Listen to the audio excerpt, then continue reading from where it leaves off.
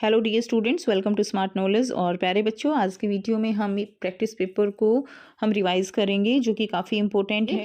ठीक है, देखिए, निम्नलिखित गद्यांश को ध्यानपूर्वक पढ़कर उस पर आधारित दिए गए प्रश्नों के सर्वाधिक उपयुक्त उत्तर वाले विकल्प चुनकर आपको लिखने हैं। तो ये गद्यांश दिया गया है आपको, तो इस गद्यांश को आपको अच्छे से पढ़ना है। आप इसको अच्छे से पढ़ लीजिए और फिर इसमें जो क्वेश्चंस दिए गए हैं वो आपको करने हैं। क्लियर। तो फर्स्ट क्वेश्चन है इसका, गद्यांश के अनुसार किसी राष्ट्र को विकसित बनाने का महत्वपूर्ण आधार क्या है। महत्वपूर्ण आधार क्या है, ये है साक्षरता स्तर। सी आंसर हो जाएगा। ख दिया गया है, ग्रामीण क्षेत्रों में डैश का अभाव है। तो किसका अभाव है, स्तरीय शिक्षा का अभाव है। सी आंसर हो जाएगा। ग दिया गया है, इसमें कथन दिया गया है, कारण दिया गया है, तो दोनों ही कथन कारण इसमें गलत हैं। क्लियर। तो इसका आंसर बी हो जाएगा। आप इसको जरूर जो है वीडियो पॉज करके पढ़िएगा अच्छे से। क्लियर। नेक्स्ट देखिए, घ दिया गया है, ऐसे भद्र व्यवहार से विकास के अनुकूल और शांतिपूर्ण माहौल तैयार हो सकेगा। इसमें कथन में आपको बताना है कौन सा तर्क सही है और कौन सा तर्क जो है इसमें गलत है। तो इसमें पहला और दूसरा दोनों तर्क जो है, ये दो तर्क क्या हैं, सही हैं। क्लियर।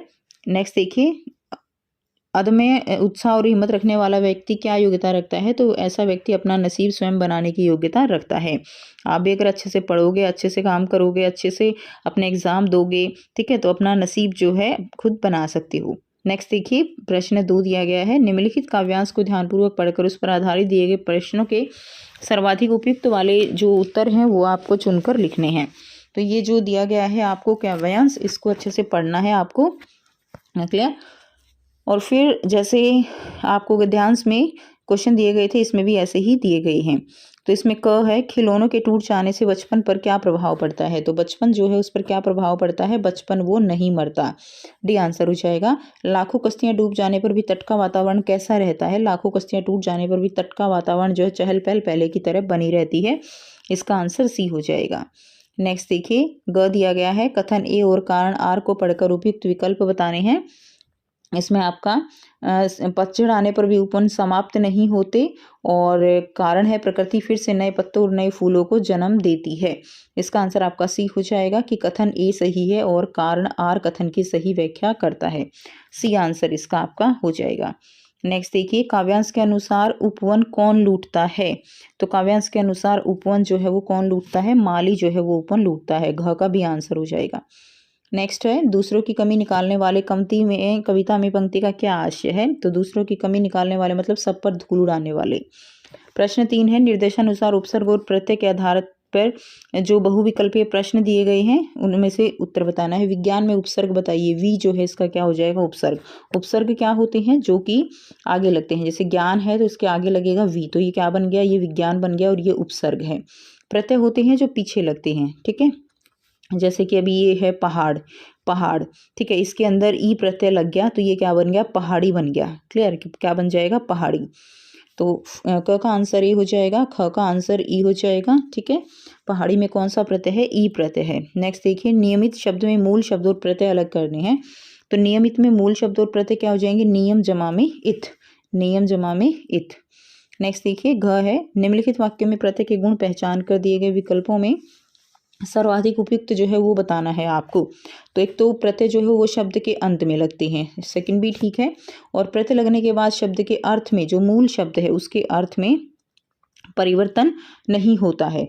ठीक है, उसके मूल शब्द में परिवर्तन, जो शब्द है उसके अर्थ में परिवर्तन नहीं होता। तो सेकंड और फोर्थ जो है इसका सही है, तो डी आंसर हो जाएगा। नेक्स्ट देखिए, अड़े है, कॉलम 1 और कॉलम 2 को सम्मिलित कीजिए और सही विकल्प का चयन कीजिए। तो ऊंचाई, ऊंचाई में क्या हो जाएगा, आई, सुंदरता में ता और दुकानदार में दार हो जाएगा। क्लियर। तो ये जो है आप इसका ए आंसर हो जाएगा। उसके बाद नेक्स्ट देखिए, निर्देशानुसार समास के आधार पर आधारित जो है 5 बहुविकल्पीय प्रश्नों में से किन्हीं 4 के उत्तर देने हैं। सुख दुख में कौन सा समास हो जाएगा। सुख दुख में जो है इसका समास विग्रह कौन सा हो जाएगा, सुख और दुख जो है। और ये समास कौन सा है बच्चों, द्वंद्व समास है, जिसके अंदर दोनों ही पद जो है वो एक दूसरे के क्या होते हैं, विपरीत होते हैं। जैसे सुख है, दुख है, माता पिता, नाना नानी, ऐसे। क्लियर। तो वो कौन सा समास होता है, द्वंद्व समास होता है, ध्यान रखिएगा। नेक्स्ट, विद्यालय पद, समस्त पद में समास क्या होगा। विद्यालय, विद्यालय का बताना है आपको। तो ये तत्पुरुष समास हो जाएगा, विद्या के लिए आलय, विद्या के लिए आलय, तो संप्रदान तत्पुरुष है ये। नेक्स्ट देखिए, जिस समास में पहला पद जो है संख्यावाची हो उसे क्या कहते हैं। पहला पद संख्यावाची हो वो द्विगु समास होता है, जैसे त्रिफला हो गया। क्लियर। तो इस तरह से जो है याद रखेंगे। द्विगु समास जिसमें पहला पद संख्यावाची होता है। नेक्स्ट देखिए निम्नलिखित समासों में अविभाव समास के उदाहरण। अविभाव समास जो है बताना है। तो इसमें आजीवन और भरपेट दोनों ही क्या है, अविभाव समास हैं। क्लियर। तो इसमें आजीवन और भरपेट दोनों हो जाएंगे, तो इसका आंसर हो जाएगा 3 और 4 सही है, सी आंसर हो जाएगा। नेक्स्ट देखिए कॉलम 1 में और 2 में सुमेलित करना है। तो अभी भी मैंने बताया त्रिमूर्ति, त्रिमूर्ति यानी क्या हो जाएगा, द्विगु समास हो जाएगा। प्रेम पूर्ण यानी प्रेम से पूर्ण, क्लियर है, प्रेम से पूर्ण। और हार जीत द्वंद्व समास हो जाएगा। तो ये हमारा जो है आंसर हो जाएगा। तो फर्स्ट का फर्स्ट है और थर्ड का सेकंड है, तो डी आंसर ठीक है इसका। क्लियर। नेक्स्ट देखिए प्रश्न 5 है, निर्देशानुसार अर्थ की दृष्टि से वाक्य में आधारित भेद 5 बहुविकल्पीय प्रश्नों में से किन्हीं 4 के उत्तर आपको देने हैं। तो वाक्य का प्रकार बताइए। सुखविंदर पौधों में पानी नहीं डाल रहा है, तो इसमें ये कैसा वाचक है, ये नहीं डाल रहा है तो निषेधवाचक हो जाएगा ये। तो ये कौन सा हो जाएगा, निषेधवाचक। ठीक है, तो 5th का आंसर आपका इसका डी रहेगा। नेक्स्ट देखिए वाक्य में प्रकार बताइए। नववर्ष मंगलमय हो, तो ये हमारी इच्छा है कि नववर्ष जो है वो कैसा हो, मंगलमय हो, तो ए आंसर हो जाएगा। नेक्स्ट देखिए तुम प्रथम आए हो, इस वाक्य में विषमय वाचक वाक्य में कैसे लिखा जाएगा। वाह तुम प्रथम आए हो, इस तरह से लिखेंगे, वाह तुम प्रथम आए हो। नेक्स्ट देखिए जिन वाक्य में कार्य न होने का भाव प्रकट हो वहाँ अर्थ की दृष्टि से कौन सा वाक्य भेद होता है। जहाँ कार्य न होने का भाव हो वहाँ पे कौन सा वाक्य होता है, निषेधवाचक वाक्य होता है। ठीक है, कौन सा होता है, निषेधवाचक। उसके बाद प्रश्नवाचक वाक्य का उदाहरण है, तो जिसमें इस तरह से प्रश्न लगा हुआ हो तो वो हो जाएगा प्रश्नवाचक वाक्य, जिसमें प्रश्न पूछा गया हो। नेक्स्ट देखिए प्रश्न 6 है, निर्देशानुसार अलंकार पर आधारित 5 बहुविकल्पीय उत्तर दीजिए। तो इसमें आपको अलंकार दिया गया है। इसमें देखिए नील गगन सास शांत हृदय रू रहा, तो इसमें नील गगन सा लग गया, तो यानी ये कौन सा है, उपमा दी जा रही है, सा से सी, तो इस तरह से इसमें क्या हो जाएगा, उपमा अलंकार हो जाएगा। क्लियर है। नेक्स्ट है दी गई पंक्ति में अलंकार बताइए। कमल मुख सुंदर लगता है, तो इसके अंदर भी क्या दी जा रही है, उपमा दी जा रही है, तो इसमें भी उपमा अलंकार हो जाएगा। नेक्स्ट है ग दी गई पंक्ति में अलंकार को पहचानिए। मैंने उत्तर दिया, उत्तर की ओर जाओ, तो इसमें जो है उत्तर 2 बार आया है और दोनों ही बार इसका जो मीनिंग है वो अलग है। तो ऐसे अलंकार जो जिनके अंदर मीनिंग अलग हो उसको कहते हैं यमक अलंकार। नेक्स्ट है निम्नलिखित में तो यमक अलंकार का उदाहरण दीजिए। तो इसमें आपको यमक अलंकार का उदाहरण देना है। तो भूखमरी की समस्या का हल चलाने में है। भूखमरी की समस्या का हल यानी ये हल तो समाधान हो गया, और ये हल जो इंस्ट्रूमेंट होता है उस तरह से दिखाया गया है, तो इसका आंसर बी हो जाएगा।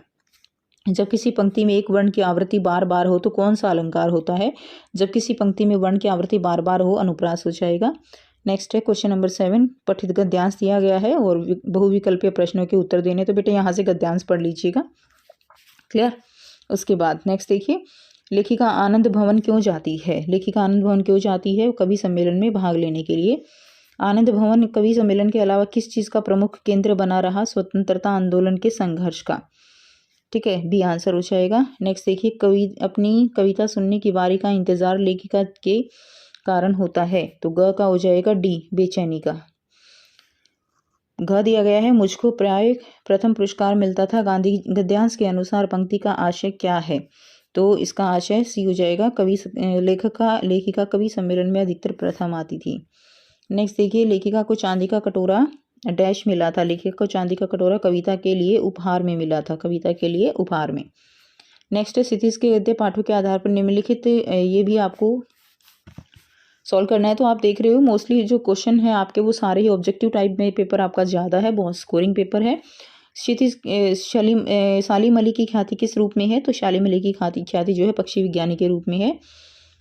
लंकोर के मार्ग में लेखक को लका अपने साथियों से बिछड़ने का कारण क्या था, तो उनका कारण क्या था, सुस्त घोड़े के साथ मार्ग भटक जाना, सुस्त घोड़े के साथ मार्ग भटक जाना। नेक्स्ट देखिए 9th का आंसर है पठित पद्यांश जो है इसको आपको पढ़ना है। हरियाली की तरह कौन अलसा कर सो गई, हरियाली की तरह कौन अलसा कर सो गई, पहले का सी सर्दी की हवा। ख का आंसर आपका हो जाएगा ए, मरकत डिब्बे सा खुला ग्राम। क्लियर। पन्ना नामक रत्न का वर्णन आया है किस पंक्ति में, मरकत डिब्बे सा खुला ग्राम, इसमें आया है। नेक्स्ट देखिए ग है गांव को किसने अपने आवरण से ढक दिया है, तो किसने अपने आवरण से ढक दिया है, नीले आकाश ने। नेक्स्ट है पद्यांश में वर्णित सौंदर्य के आमजन के मन पर क्या प्रभाव पड़ा। तो इसका आंसर होगा मन को आकर्षित कर रहा है। नेक्स्ट देखिए, उपयुक्त पद्यांश का में वर्णन किया जा रहा है गांव के प्राकृतिक सौंदर्य का। नेक्स्ट है क्षितिज के जो है इसमें भी आपको बहुविकल्पीय प्रश्न में से उत्तर देना है। मेघ के बन ठन के आने पर हवा में क्या परिवर्तन आता है। तो हवा में नाचती गाती आगे आगे चलती है। कवि ने बच्चे काम पर जा रहे हैं पंक्ति को किस रूप में चिन्हित किया है। एक भयानक पंक्ति के रूप में चिन्हित किया है। ए इसका आंसर हो जाएगा। खंड ब दिया गया है वर्णनात्मक प्रश्न। प्रश्न 11 है गद्य पाठों के आधार पर निम्नलिखित 4 प्रश्नों में से किन 3 प्रश्नों के उत्तर आपको लगभग 25 से 30 शब्दों में देने हैं। तो क है प्रेमचंद। तो इसमें ये तीनों के आंसर हम देखेंगे। साथ में ये एक और भी दिया गया है, अपनी यात्रा के दौरान लेखक को किन कठिनाइयों का सामना करना पड़ा। लहासा की ओर पाठ के आधार पर आपको बताना है। पहला प्रश्न है प्रेमचंद के फटे जूते पड़ने के बाद प्रेमचंद कैसे व्यक्ति नजर आते हैं। तो प्रेमचंद एक सादगीपूर्ण, आत्मसम्मान से भरपूर और समाज की सच्चाई को उजागर करने वाले व्यक्ति थे। उनके फटे जूते उनके आर्थिक संघर्ष को दर्शाते हैं, लेकिन वे दिखावे और बनावटीपन से दूर रहकर आत्मसम्मान के साथ जीते रहे। सेकंड क्वेश्चन, सालिम अली की तुलना टापू से नहीं बल्कि अथाह सागर से क्यों की गई है। तो सालिम अली का ज्ञान योगदान इतना व्यापक था कि उनके किसी छोटे से टापू तक सीमित नहीं किया जा सकता। उनका ज्ञान, अनुभव और पक्षी विज्ञान में योगदान समुद्र के समान विशाल और असीम था। थर्ड है ग, उपभोक्तावाद की संस्कृति हमारे समाज के लिए चुनौती क्यों है। तो लेखक के अनुसार उपभोक्तावाद की संस्कृति लोगों की आवश्यकता से अधिक उपभोग करने और अनावश्यक चीज़ों पर खर्च करने के लिए प्रेरित करती है। यह समाज में असमानता, लालच और प्राकृतिक संसाधनों की बर्बादी को बढ़ावा देती है। घ दिया गया है लहासा की ओर पाठ के आधार पर लेखक को किन कठिनाइयों का सामना करना पड़ा। तो लहासा के जो है लेखक को ऊंचाई पर ऑक्सीजन की कमी, ठंड, खराब रास्ते, दुर्गम पहाड़ों के कारण कठिनाइयों का सामना करना पड़ा। इसके अलावा सीमित संसाधनों और थकावट ने भी उनकी यात्रा को क्या कर दिया था, चुनौतीपूर्ण बना दिया था। नेक्स्ट देखिए क्वेश्चन नंबर 12 है। इसमें भी आपको 4 प्रश्नों में से किन 3 प्रश्नों के उत्तर जो है वो लगभग 25 से 30 शब्दों में देने हैं। क है बच्चों का काम पर जाना एक बड़े हादसे के समान क्यों है। तो बच्चे काम पर जा रहे हैं। कविता में कवि ने दिखाया है कि बचपन जो है वो खेलने कूदने और सीखने का समय होता है, लेकिन गरीबी और मजबूरी के कारण बच्चों को श्रम करना पड़ता है। यह उनके बचपन की मासूमियत और संभावनाओं की हत्या के समान है। ठीक है। अगला प्रश्न ख है, मेघ आए बन ठन के कविता के आधार पर वातावरण में क्या परिवर्तन हुए हैं।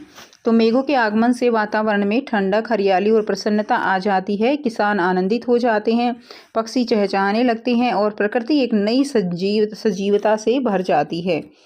नेक्स्ट देखिए ग दिया गया है, कैदी और कोकिला कविता में कवि जो है वो मोहन के संकल्पों पर अपने जीवन को न्यौछावर क्यों करना चाहता है। तो कवि मोहन के संकल्पों को उच्च आदर्श और स्वतंत्रता संग्राम की भावना से प्रेरित मानता है। वह इन संकल्पों को इतना महान मानता है कि उनके लिए अपने जीवन को न्यौछावर करना उसे क्या लगता है, उसे सार्थक लगता है। अगला प्रश्न जो दिया गया है, घ ललद के अनुसार बंद द्वार की सांकल किस प्रकार खोली जा सकती है। तो इसका आंसर रहेगा कश्मीरी कवित्री ललत के मुताबिक जो है बंद द्वार की सांकल खोलने के लिए इंद्रियों पर विजय प्राप्त करना होता है, यानी भगवान को पाने के लिए लोभ और लालच से मोहभंग करना होता है। इसके लिए जीवन में संतुलन बनाकर चलना होता है।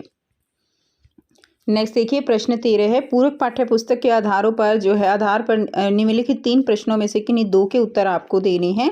तो पहला प्रश्न है, रामस्वरूप अपनी बेटी की उच्च शिक्षा जैसी बातों को आज छिपाना लेकिन बाहरी सुंदरता और संगीत जैसी बातों पर जोर देना समाज की किस मानसिकता की ओर संकेत करता है। तो इसका आंसर रहेगा रामस्वरूप जो है अपनी बेटी की उच्च शिक्षा को छिपाता है लेकिन उसकी बाहरी सुंदरता और संगीत को महत्व देता है। यह समाज में स्त्रियों के प्रति संकीर्ण मानसिकता और उनकी उपलब्धियों की बजाय उनके रंग रूप पर अधिक ध्यान देने की प्रवृत्ति को दर्शाता है। दूसरा है, यह कहानी यह भी के आधार पर लेखिका की नानी की आज़ादी के आंदोलन में क्या भूमिका थी। तो लेखिका की नानी ने प्रत्यक्ष रूप से स्वतंत्रता संग्राम में भाग नहीं लिया, लेकिन उन्होंने अपने विचारों, परिवार की परवरिश और मूल्यों के माध्यम से इस आंदोलन में अप्रत्यक्ष रूप से अपना योगदान दिया। ठीक है। नेक्स्ट क्वेश्चन है, ग इस जल प्रलय में पाठ के आधार पर लेखक कैमरा और टेप रिकॉर्ड न होने से संतुष्ट क्यों था। तो लेखक को महसूस हुआ कि प्राकृतिक आपदा के बीच तकनीकी उपकरणों के बिना वह उस स्थिति को अधिक गहराई से अनुभव कर पा रहा था। उसकी संवेदनाएं और स्मृतियां ही सबसे मूल्यवान थी। नेक्स्ट देखिए प्रश्न 14 है, 3 विषयों पर किसी एक विषय पर आपको अनुच्छेद लिखना है। तो इंटरनेट, व्यायाम, गांव जाने का अनुभव, तो ये दिया गया है, इनमें से किसी एक पर आप लिख सकते हो। और प्रश्न 15 है, किसी एक विषय पर 100 शब्दों में पत्र लिखना है। तो आपके क्षेत्र में 3 दिन से बिजली नहीं आ रही है, जिसके कारण छात्र पढ़ नहीं पा रहे, चोरी की घटनाएं बढ़ गई हैं। तो समस्या निवारण हेतु क्षेत्र के विद्युत विभाग के अधिकारी को पत्र लिखना है। अथवा में दिया गया है, आपका नाम राजेश रश्मि है, आपको पता चला है कि आपका चचेरा भाई पढ़ाई में ध्यान नहीं दे रहा, जिसके कारण उसका परीक्षा परिणाम बेहद खराब रहा है, उसे समझाते हुए पत्र लिखना है। बहुत आसान है बच्चे, आप लिख सकते हो। प्रश्न 16 में आपको एक लघु कथा लिखनी है। चिकित्सक बनने का सपना, आप डॉक्टर बनना चाहते हो तो वो सपने के बारे में अपना लिखना है। मित्रों द्वारा मजाक उड़ाना, कठिनाइयों के बावजूद सफलता हासिल करना। अथवा में है, आपका नाम कैलाश कीर्ति है, आप कक्षा हिंदी दिवस के अवसर पर एक आयोजन करने जा रहे हो, तो आप किस तरह से ईमेल लिखना है 100 शब्दों में मुख्य अतिथि के रूप में प्राचार्य को, ठीक है। उसके बाद देखिए आमंत्रित करते हुए लिखना है मेल। क्वेश्चन 17 देख लेंगे, प्रदूषण की समस्या पर 2 छात्रों के बीच आपको 80 शब्दों में संवाद लिखना है। बहुत ही आसान है, एक आप हो जाओ, एक आपका जो बेस्ट फ्रेंड है उसका नाम लिख के और संवाद लिख दो। उसके बाद अथवा है, आप अंजय और अंकिता हैं, आप शिक्षा निर्देश के दिशा निर्देश पर कक्षा में पुस्तक प्रदर्शनी लगाने जा रहे हैं। विद्यालय को इसकी सूचना देते हुए 80 शब्दों में एक सूचना आलेख आपको तैयार करना है। तो ये आप राइटिंग सेक्शन आप अपना जो है कर लेंगे। तो ये था कंप्लीट पेपर। और इसमें एक जो मेन बात है, जो इसमें व्याकरण दी गई है उसमें चॉइस आई हुई है, लेकिन अब जो पैटर्न आएगा आपका उसमें चॉइस नहीं मिलती है, आपको बिना चॉइस के क्वेश्चन आते हैं व्याकरण में, इस चीज़ को ध्यान रखिएगा। लेकिन फिर भी क्योंकि एक रिवीजन है तो आप चॉइस से भी कर सकते हो, ऐसी कोई प्रॉब्लम नहीं है, ठीक है। लेकिन पेपर में नहीं आएगी चॉइस, इस बात का ध्यान रखना। तो मिलते हैं आपसे नेक्स्ट वीडियो में। Till then take care, bye bye and have a nice day.